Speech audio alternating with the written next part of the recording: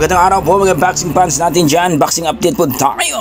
Matapos manalo si Terence Crawford mga idol, ang ating undisputed na ngayon dito sa super middleweight division. So 168 pounds mga idol. Hinakot nilimas ni Terence Bud Crawford ang mga belt ni Canelo Alvarez mga idol. Eto na nga mga idol ay nagsalita na itong si Terence Crawford mga idol na kung sana ay magdepende pa rin sa kanyang promoter at offer ni Haring Alarcik mga idol. Alam naman natin mga idol, pera-pera ang labanan kung ito'y mag-offer uli si Haring Alarcik mga idol ng tinatawag nilang rematch ni Canelo Alvarez, tatanggapin daw niya. Pero sa ngayon mga idol, gusto daw niya na aakyat ng 175 or light heavyweight. Kalabanin daw niya si Dimitri Bivol mga idol, ang hawak ng belt ng WBE, WBO at IBF mga idol. Ayon sa ating mga boxing fans, napakagandang laban daw talaga kung si Bivol ang kanyang makalaban. Ito yung tumalo kay Canelo Alvarez din, si Bivol mga idol, at kasalukuyang may hawak na 3 belt mga idol.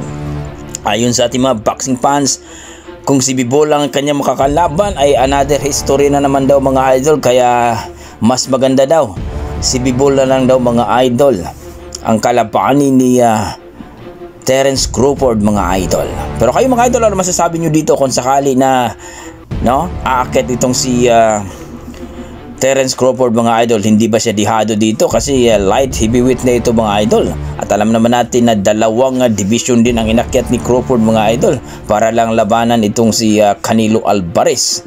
Well mga idol, ayon sa ating mga boxing fans, maganda daw na bababa na lang itong si Bivol mga idol. Pero hindi rin makukuha niya ang belt kung sakali mga idol. Mas maganda daw na umakyat itong si Terence Crawford at kunin ang 3 belt ni Bivol mga idol. So kayo mga idol, na masasabi nyo dito kung sakali na maglaban ng dalawa, sino kaya ang gagapang, Terence Crawford at Bivol mga idol? Please comment down below mga idol para ating pag-usapan. Sa kabilang banda mga idol, alam naman natin itong si Cuadrola Janvel Casimero na talagang napikon ang Hapon nang sinabihan niyang 30 seconds lang daw tapos na ang laban, kaya nang galaiti ang pinsan ng kanyang promoter mga idol, itong si Kamida.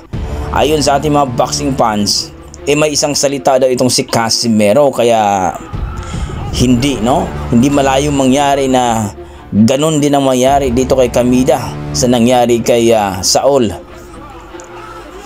Sanchez mga idol sa kanilang laban. So mangyayari na yan mga idol ngayong Oktubre 25 mga idol, at ang target daw nila talaga, kaya nga daw itong si Casimero puspusan ang kanyang training at nalungkot nga ito, at talagang sabi niya mapapalayo na naman daw sa kanyang pamilya, pero ganun daw talaga ang buhay mga idol, kailangan magtiis. At dito nga makita natin, grabe ang training ni Casimero ngayon mga idol. Talagang grabe ang ginawa niya dito sa pansimbag na to. Sus, grabe. Sabi nga nila, napakalakas ito si Casimero, kaya dapat daw paghandaan niya ang laban dito sa Hapon na ito. Kayo mga idol, ano masasabi nyo dito? Tiki o kaya ang abuti ng Hapon na ito?